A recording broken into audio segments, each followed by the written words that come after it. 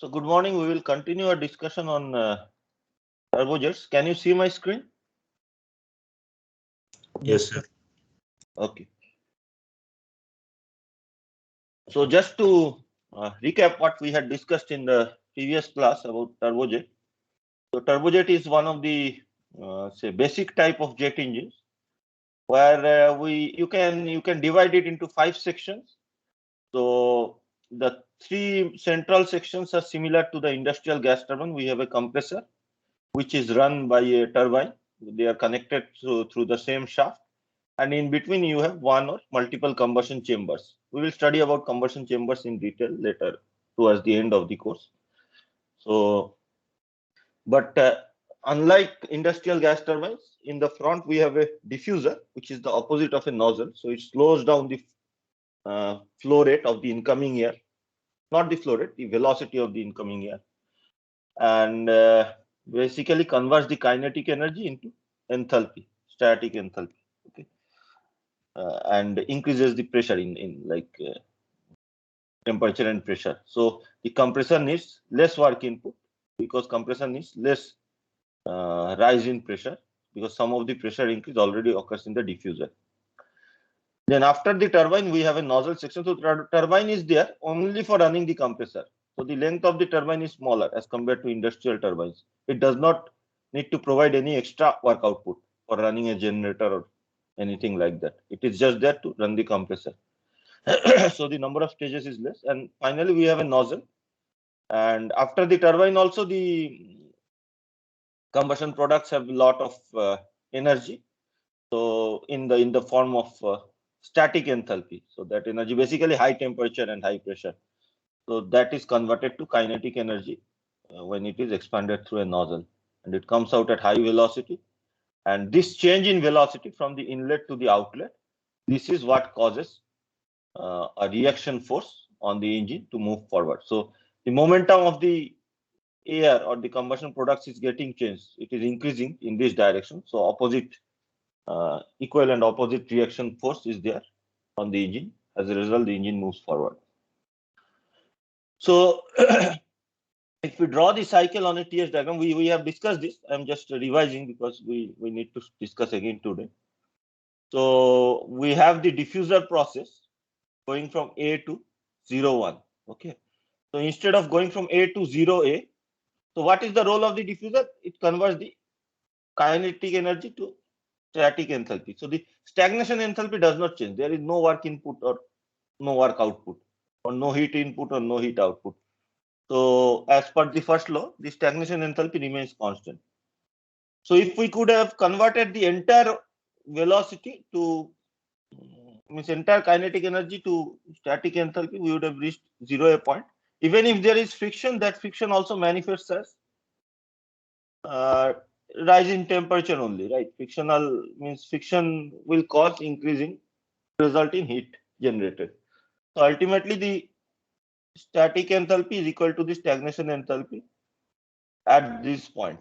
Okay, if we ignore the small velocity at this point, so we reach this point, but the pressure that we obtain is lower than the pressure that could have been obtained if there were no friction. So then the compressor part we already know, it is similar to industrial gas turbines. We can describe it using a polytropic or isentropic efficiency. Then the combustion chamber, constant pressure heat addition in the combustion chamber, isentropic expansion in the turbine. And today we will discuss the expansion in the nozzle also. So in the nozzle also the stagnation enthalpy remains constant because there is no work input or no work output or no heat input or no heat output.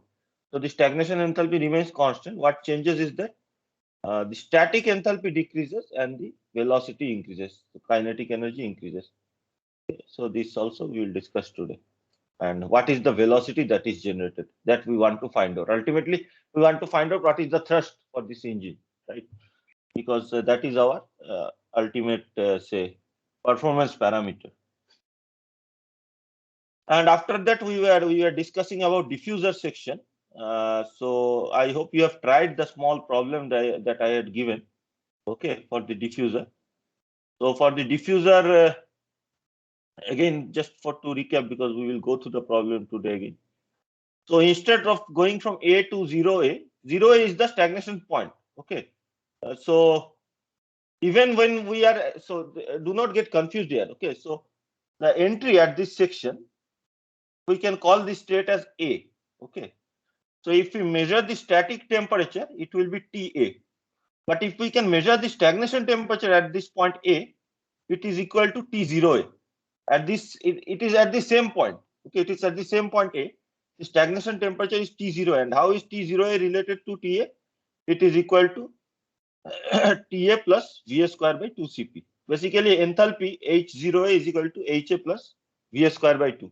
Static enthalpy plus kinetic energy. Okay. So even at the same point. Okay.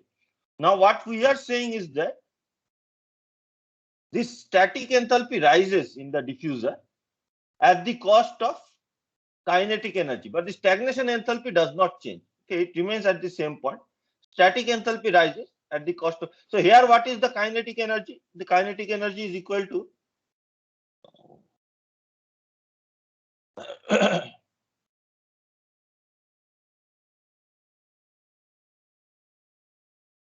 so here this is the kinetic energy, right? This length is the kinetic energy, V square by 2Cp. It's not exactly kinetic energy, but representation of kinetic energy, V square by 2Cp. Okay, so this length. So this will decrease because V is decreasing along the diffuser. And if we consider that at the outlet of the diffuser, V is almost equal to 0, obviously it cannot be 0. Then this at the outlet there is no kinetic energy, almost negligible kinetic energy.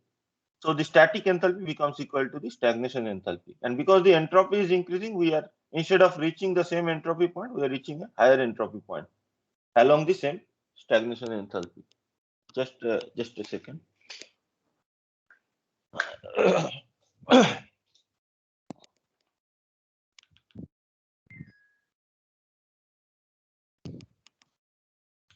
Okay. So to find out, so the static temperature, the stagnation temperature does not change. So the final static temperature also is equal to the stagnation temperature. T01 is equal to T0.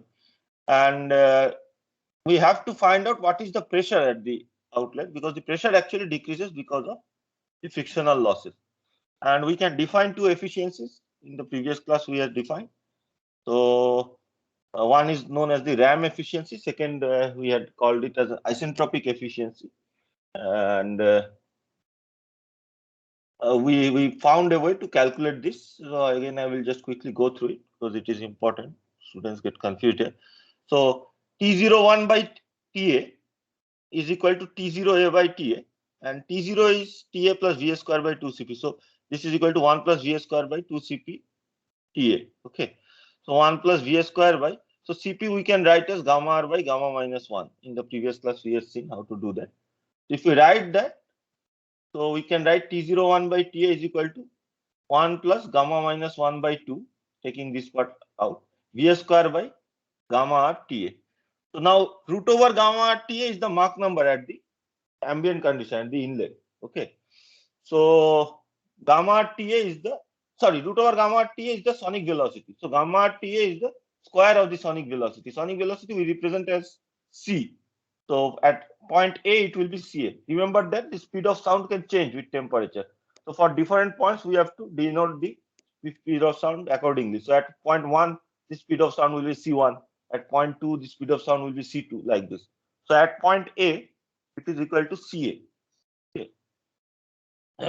So Va square by Ca square, which is equal to the Mach number. Okay. So Mach number square. So 1 plus gamma minus 1 by 2 into Ma square. So this is the relation to find T01 based on the inlet Mach number. So then we had defined the efficiencies in the previous class. One efficiency was directly defined based on the temperature, the pressure change. So the actual pressure change P01 minus PA by the ideal pressure change P0A minus PA. Okay. And the second efficiency we had defined by defining an artificial point 01S, where the P01 constant pressure line curves the isentropic line. Okay. So in terms of this artificial point, we have defined it to be H01s minus HA. This length, basically this length, H01s minus HA by this length, H01 minus HA. H01 is this length is same, right? H01 minus HA. So this could be written as T01s by TA minus 1 by T01 minus by TA minus 1, dividing both the numerator and denominator by TA. And after some algebraic calculations, let me just go through it then. Eta d T01 by TA minus 1 is equal to T01s by TA minus 1. So T01 by TA we had already calculated to be equal to 1 plus gamma minus 1 by 2 m square. So we can put this here, and there is an extra minus 1 here. So the 1 and minus 1 gets cancelled. And on the other side, it's an isentropic process, T01 is by TA. So we can relate it to P01 and PA. So it is equal to P01 by PA to the power gamma minus 1 by gamma. So for the diffuser, it is air. So it is the gamma of air. So minus 1, which was already here. And after rearranging the terms, we get what is P01. So P01 by PA is equal to 1 plus isentropic efficiency of the diffuser into gamma minus 1 by 2 m square. Entire thing to the power gamma by gamma minus 1. So if you know the isentropic efficiency, you can find out what should be the actual pressure at the outlet, okay, instead of the ideal pressure. And other way around, if you know the outlet pressure, if you can measure the outlet pressure, you can find out what is the isentropic efficiency. Okay. And we had discussed that RAM efficiency. RAM efficiency, obviously, you can directly, if you know the RAM efficiency, directly you can find out P01. Okay, because P0A easily can be found based on the isentropic relation. P0A by PA is equal to P0A by TA to the power gamma by gamma minus 1. Eta RAM can be found, and these two are related. So I hope you tried this, but we will again look at this problem today. Small problem. So we have a diffuser. So any questions regarding the diffuser? Any confusion?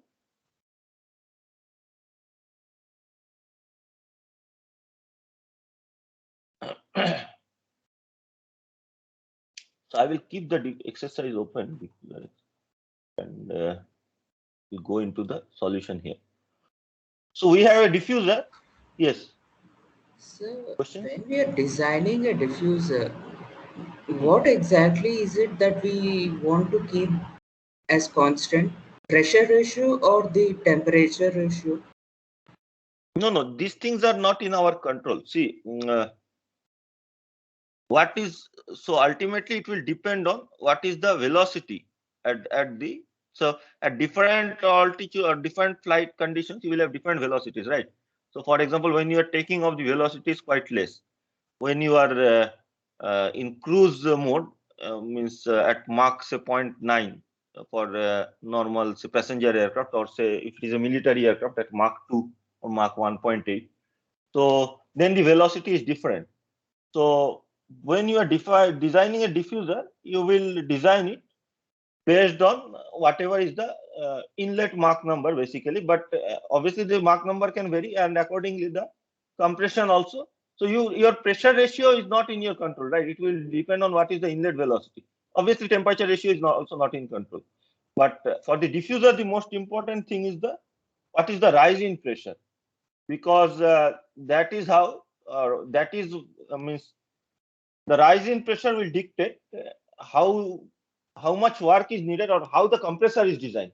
If you can have a diffuser where the pressure rise is very large, say for a ramjet engine where the inlet velocity is very high, you are designing for cruise altitude and cruise velocity, which is say Mach 3.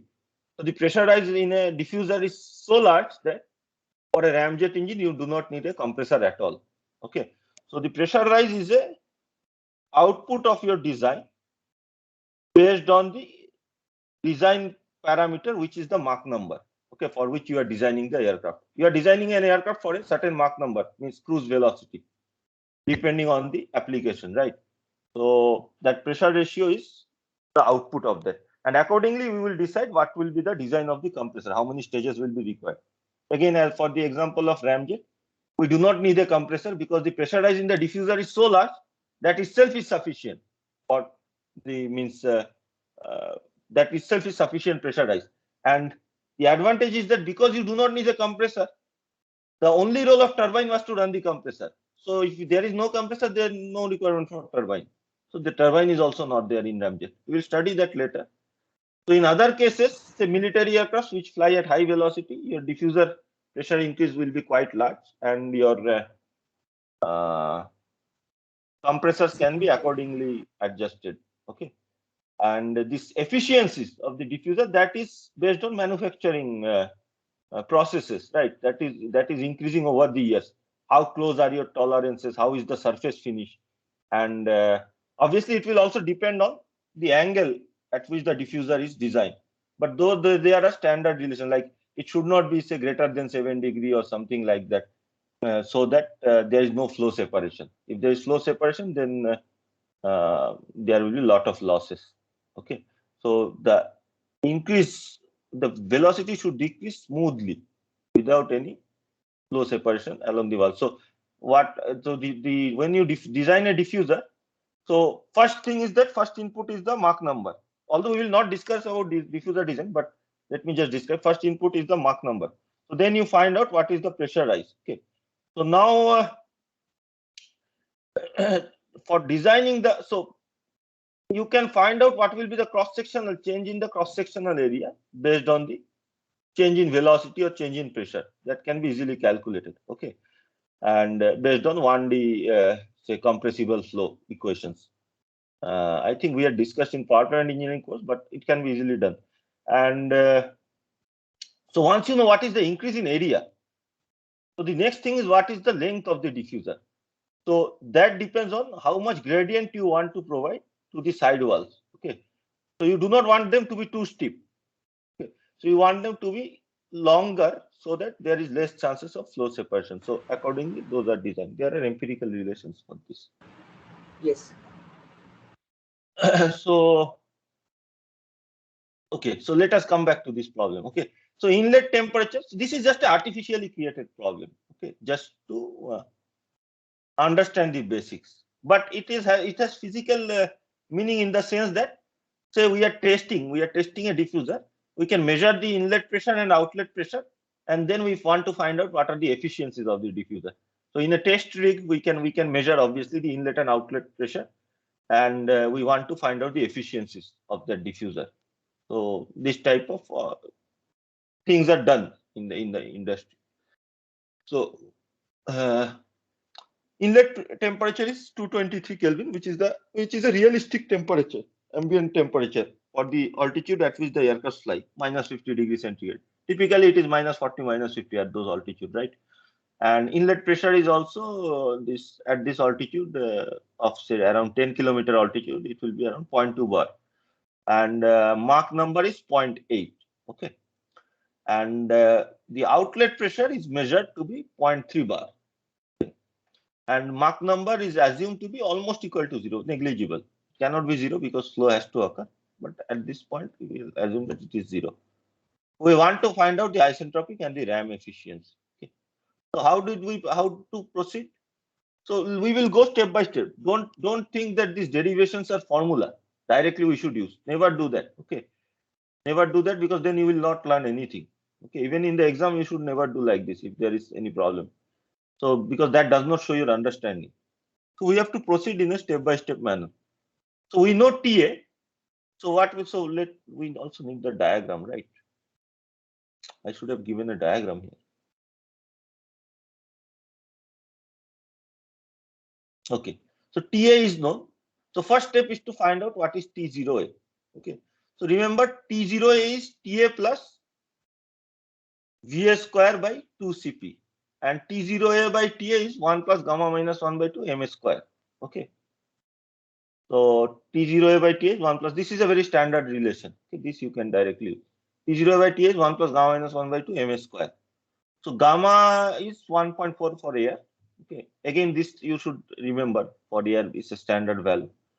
So 1 plus 1.4 minus 1 by 2, and Mach number is 0.8. So we get the ratio as 1.128.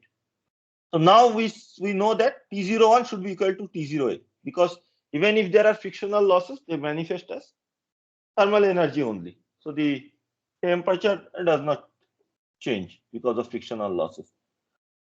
So T01 by TA is equal to T0A by TA is equal to 1.128, or T01, this temperature is equal to 1.128 into 223 Kelvin. This comes out to be 251.544 Kelvin. Okay, what will be the next step then? Once we find T01, so let us say we are trying to find the isentropic efficiency, beta D. Okay, it is diffuser efficiency, isentropic efficiency. So once we find T01, what is our next step?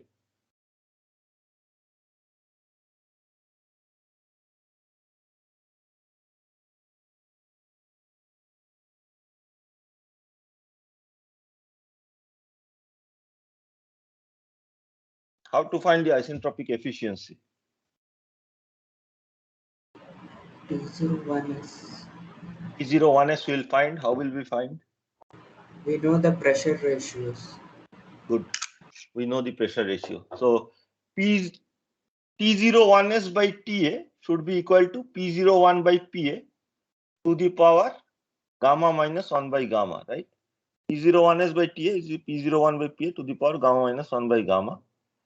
So this is given as 0.3 by 0.2, so 1.5 to the power 0.4 by 1.4. So this comes out to be 1.1228. So T01S comes out to be 250.3898. Okay, this point is 250.3898.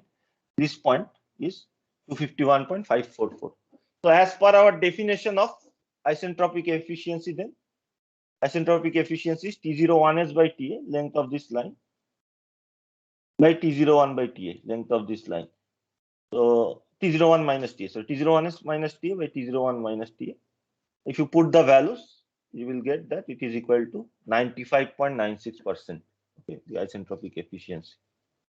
What about the RAM efficiency? How will we find the RAM? RAM efficiency finding is very similar. How will we find it?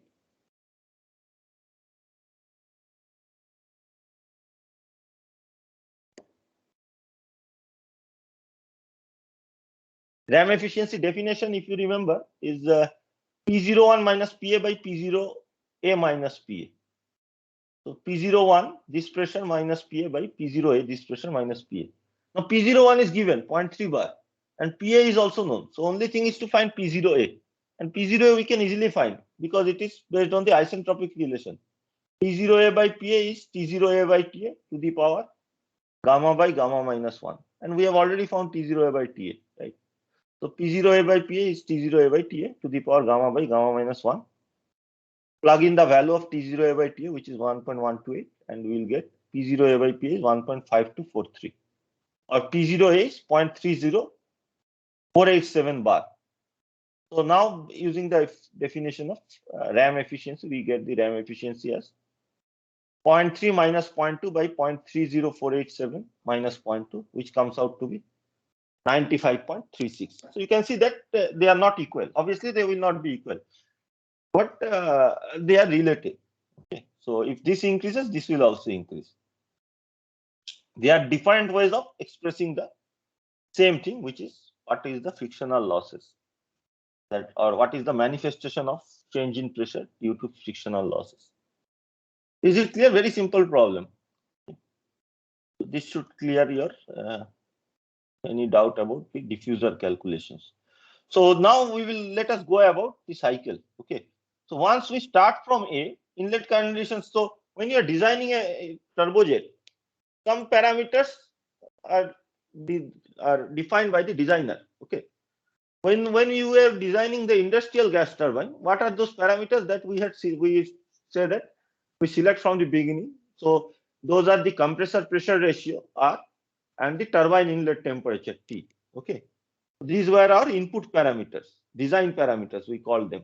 And based on the design parameters, we wanted to see the performance characteristics. What were the performance characteristic parameters?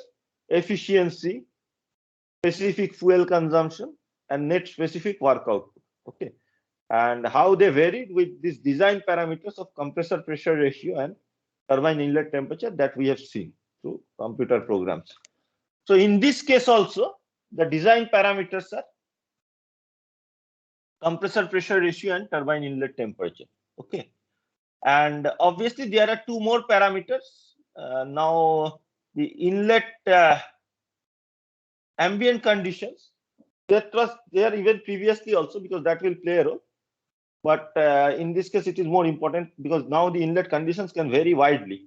Okay, so TA and PA, and the other important parameter now is the inlet Mach number. Okay, that was not there previously. So you are designing for a certain Mach number. Obviously, now your engine has to work at different Mach number, because when you are taking off, you are starting with from zero velocity and gradually, but it will work at the most efficient when. So you will design it to work at most efficient condition at a particular situation, like when the, so for the cruise altitude, when the most of the time is spent, and you will design it so that the maximum thrust is such that it can take off or land. So maximum thrust is required for taking off or landing, right? For cruise altitude, you do not require very high thrust. Okay, so accordingly, aircrafts are designed. So anyway, so the inlet conditions are known when you are designing PA and TA, because they are for a certain say cruise altitude. And Mach number, you are assuming that this should be the Mach number for which I will design my aircraft. Okay, whether it is a military aircraft. So nowadays turbojets are only used for military aircrafts, not for passenger aircrafts. We will see later that for passenger aircrafts, means passenger aircrafts operate at lower velocity, less than sonic velocity, and at those velocities, the turbojet engine propulsive efficiency is much less as compared to turbofan. So turbofans are used. And why do not we use supersonic aircrafts for passenger aircrafts? So for very short distances, you cannot accelerate to supersonic velocity because then the acceleration will become too uncomfortable for the passengers. So you have a maximum acceleration threshold.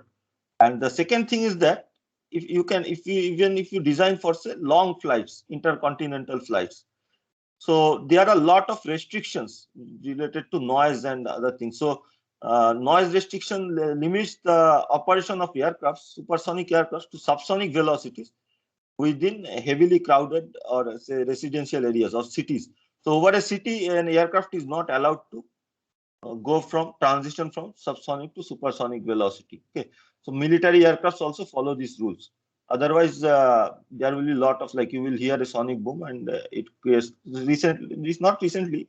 Few months back, there was a newspaper report. Like, you know that all newspaper reports are sensationalized. So that some strange sound was there. Explosion sound was there over. Many people in Bangalore heard that, but actually it was found to be a sonic boom because of military aircraft which was operating from a nearby base. So anyway, uh, so that's why supersonic aircrafts are not used for passenger aircrafts anymore. Designing also is much more difficult, right? And it is not cost effective. So for subsonic aircrafts, so just below the sonic level they operate for passenger aircraft, and turbofans are more effective. So turbojets nowadays are used for military aircrafts where they are most effective, most efficient. So this efficiency is not the only thermal efficiency, not the efficiency of conversion of uh, say the calorific value that, or the energy content in the fuel to thrust. Okay, that is not the efficiency.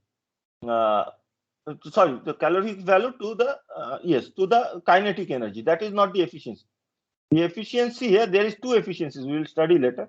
There's something called thermal efficiency that we already know. In this case, it is the kinetic energy that is generated based on what is the input fuel energy. But there is also another energy which is another efficiency which is known as propulsive efficiency. How effectively we are using the kinetic energy for moving the aircraft forward. If we are wasting most of the kinetic energy, then there is no point. So we will see later that if the exhaust velocity is very close to the aircraft velocity, that is the best situation. So the loss of kinetic energy is least in that case. And if the exhaust velocity is very large as compared to the aircraft velocity, then much of the kinetic energy is lost in the atmosphere. And that is what, for turbojet engine, the exhaust velocity is quite large, okay, as compared to turbofans. But then if you want to operate the aircraft at a lower velocity, lot of energy is lost, kinetic energy is lost. Okay, it is not used properly. So you want your aircraft to operate at high velocities. Anyway, we will discuss this later. So if you get confused now, it will get clarified later on. So anyway, we will start. So if we start designing, we know what is PA and TA. And from there, we now know, after discussing our diffuser, how to find state 01. In terms of state 01 is defined using two parameters, so P01 and T01. We know how to find if we know the diffuser efficiency. So next step is to find out state 02. This is now straightforward for us. Okay. So for the compressor, using the compressor isentropic efficiency, polytropic efficiency also you will be able to do because we have discussed, but in general, isentropic efficiency is used for simple calculations. So eta C is, I will just repeat this, it is similar to the industrial gas turbine. H02S minus H01 by H02 minus H01, which is same as T02S minus T01 by T02 minus T01. So T02 minus T01 is 1 by eta C, T02S minus T01, or T02 minus T01 is equal to T01 if you take this out by eta C. So inside you will have T02S by T01. T02S by T01 is nothing but P02 by P01, which is the compressor pressure ratio, which is a design parameter. Okay. So RC to the power gamma minus 1 by gamma minus 1. So RC will be known, and so you can calculate this. T01 we have already calculated, and eta C is also known quantity based on the manufacturing. So we can find out what is T02. So you can see, as compared to the industrial turbine, the change that has occurred is that instead of taking the ambient temperature here, we are taking the diffuser outlet temperature T01. Otherwise, it will be similar. So now we have found what is T02 and P02. P02 obviously we can find directly based on the pressure ratio, based on P01 and RC.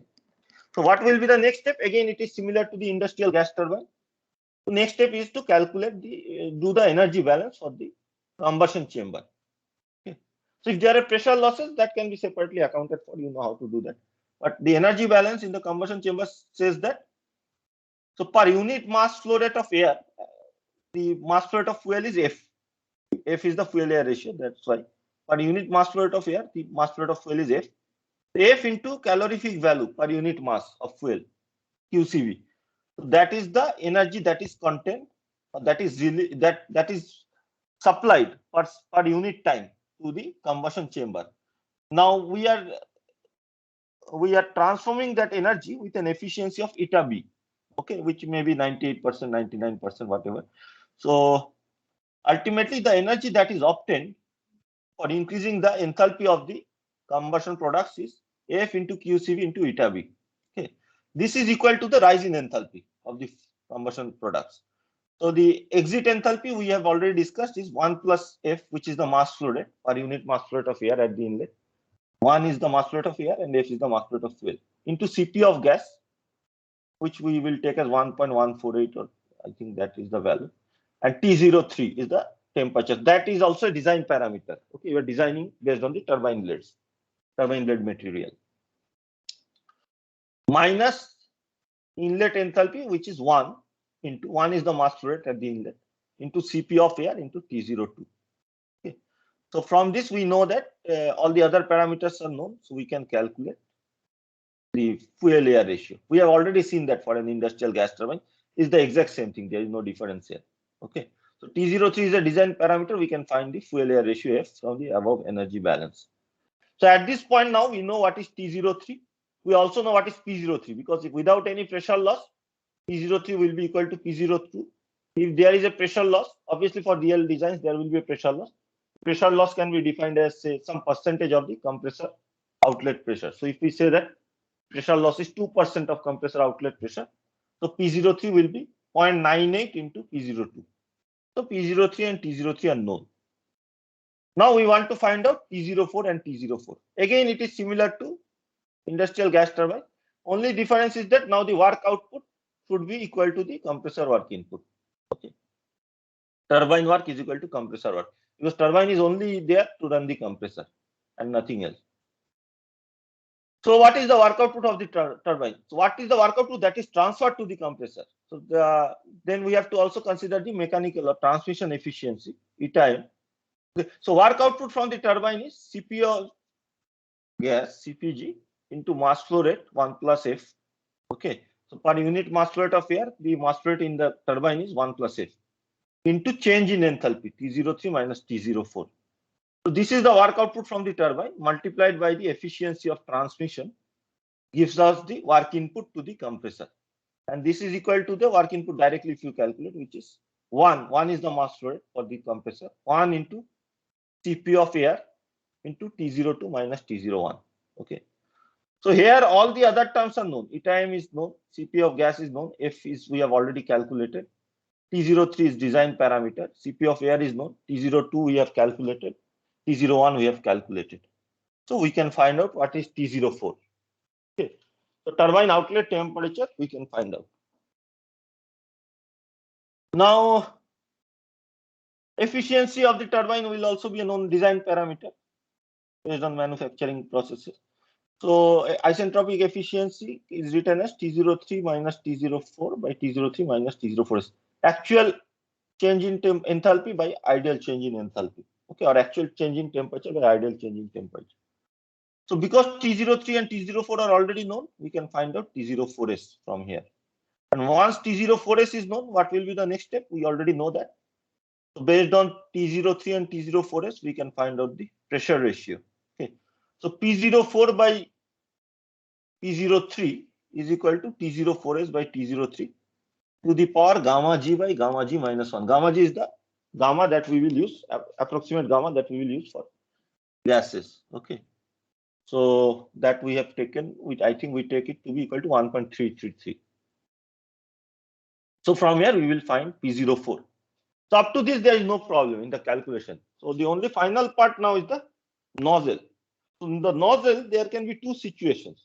We will study today the simplest situation, and after the midterm in the next class, which will be after the midterm, we will go into the other situation where the nozzle is choked. So the nozzle can be either choked or it can be not in a choked condition. Choked means that the outlet conditions are sonic condition, means we have achieved the maximum mass flow rate. It is a sonic condition.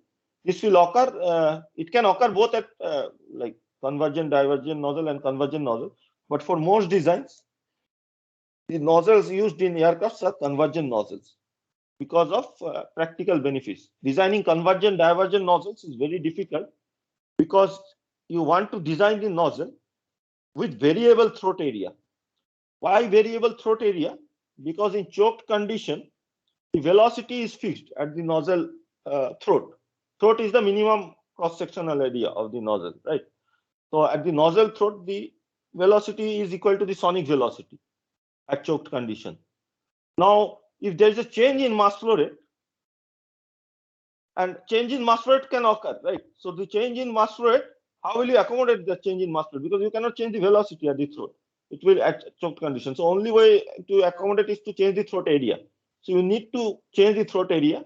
So the throat area has to be variable. So there are overlapping flaps, and like this, it has to be designed. So for that is easier, much easier for convergent nozzles as compared to convergent divergent nozzles. So even supersonic aircraft, military aircraft also have convergent nozzles. Only say if you are designing a hypersonic aircraft like a scramjet, which are still in say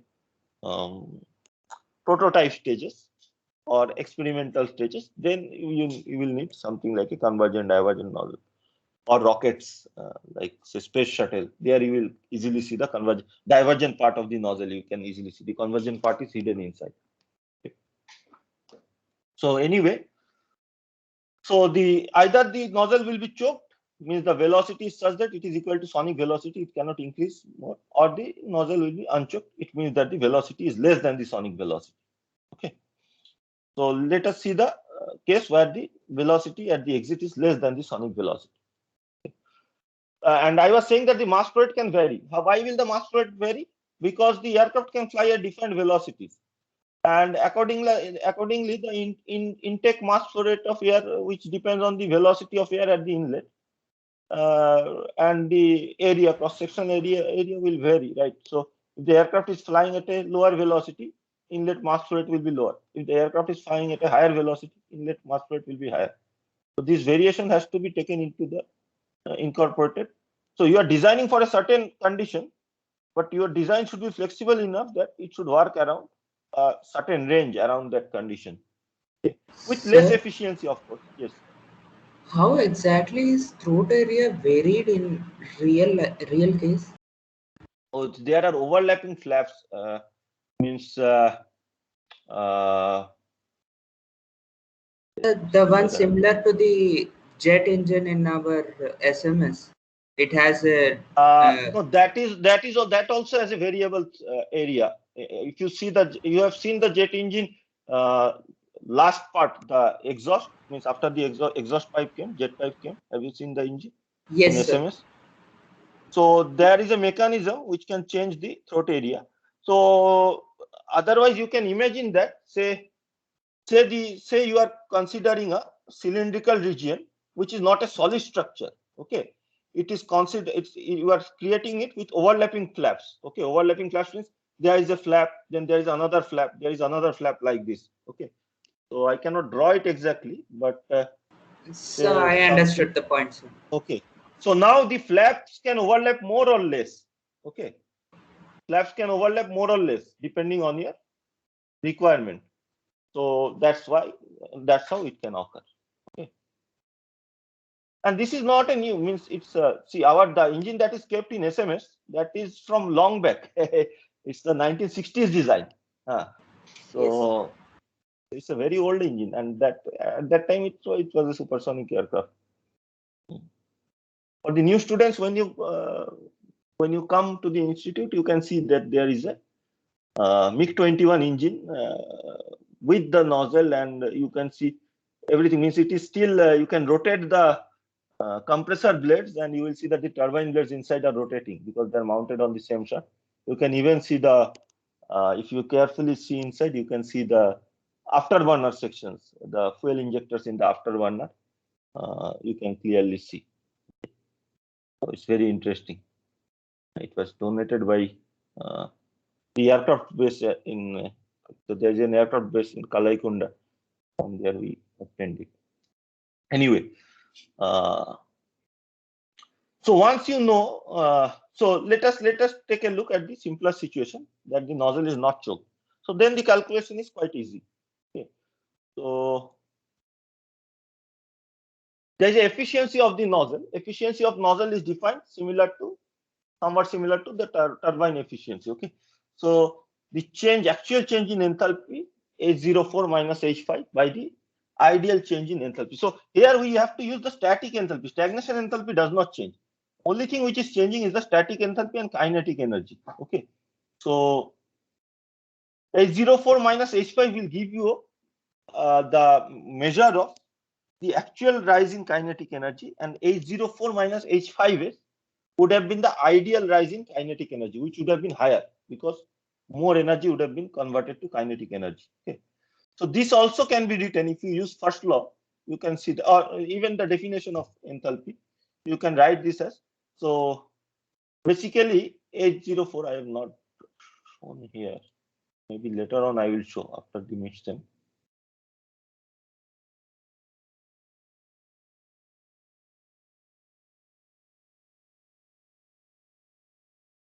So even if after there are isentropic losses,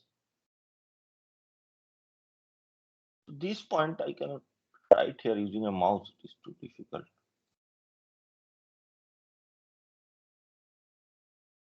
This point is 0.5. Okay, even after isentropic losses, the stagnation temperature does not change, right?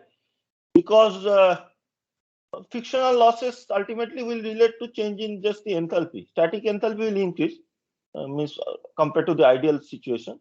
But the stagnation enthalpy does not change in the nozzle because there is no work input, there is no work output, there is no heat input, there is no heat output. So based on the first law of thermodynamics, the stagnation enthalpy remains same at the inlet and the outlet. So H05 is equal to H04. Okay. So basically H05 minus H5 is V5 square by 2. Change in that is the kinetic energy, V5 square by 2. And H04S minus H5S, H04, sorry, not H04 minus H5S is V5S square by 2. Okay, where V5S is the velocity that we would have obtained if the nozzle did not have any frictional loss. So V5 square by 2 divided by V5S square by 2. Okay, by 2 because it is a kinetic energy. Okay, 2 gets cancelled. So nozzle efficiency can also be written in terms of the velocity as square of the actual velocity by the square of the ideal velocity. Okay. So anyway, in terms of temperature, it can be defined as T04 minus T5 by T04 minus T5S. Okay. So assuming that the nozzle is not choked condition we will see later. Okay. So if the nozzle is not choked, the pressure at the outlet will be in equilibrium to the atmospheric pressure. P5 will be equal to PA. Okay. And also assuming that inlet velocity is negligible in nozzle. So P5 is equal to PA. So P5 will be known because it is equal to PA. Okay. For choked condition later we will see that P5 is not equal to PA and we have to calculate P5. But here P5 is known.